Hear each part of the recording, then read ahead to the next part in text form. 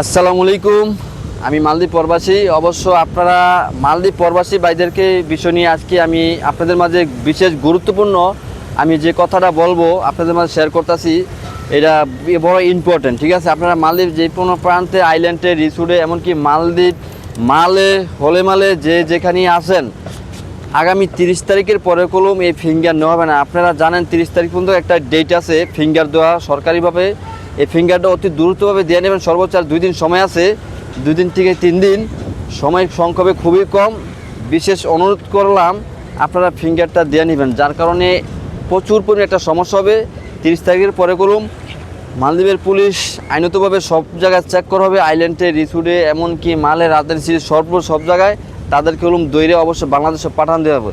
আর বিশেষ অনুরোধ করে অবশ্যই এই কাজটা আপনারা ফিঙ্গারটা দিয়ে নেবেন। বিশেষ অনুরোধ আমার থেকে।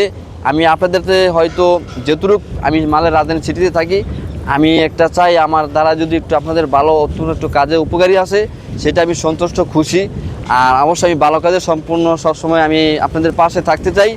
হয়তো কিছু দিয়ে সহায়তা না করতে পারলেও এটা আমি আগামী 2 দিন আগে আমি ফিঙ্গার অফিসে গিয়েছিলাম। আমার এক ভাইয়ের আমি ওই জায়গায় ফিঙ্গার দিয়ে আসছিলাম।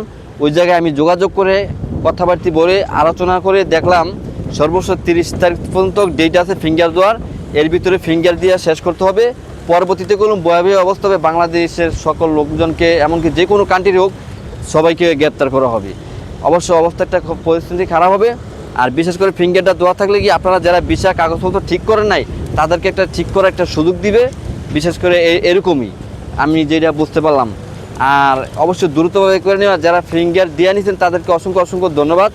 আর যারা দেন নাই অবশ্য অতি দ্রুতভাবে ফিঙ্গারের কাজগুলো আপনারা সমাধান করবেন। আইল্যান্ডে, কাউন্সিলের ভিতরে সব জায়গায় অবশ্য ফিঙ্গার দেওয়ার ব্যবস্থা আছে। আপনারা সব জায়গায় সবভাবে যোগাযোগ করে অবশ্য আপনারা অবস্থান নেবেন ফিঙ্গার দেওয়ার জন্য।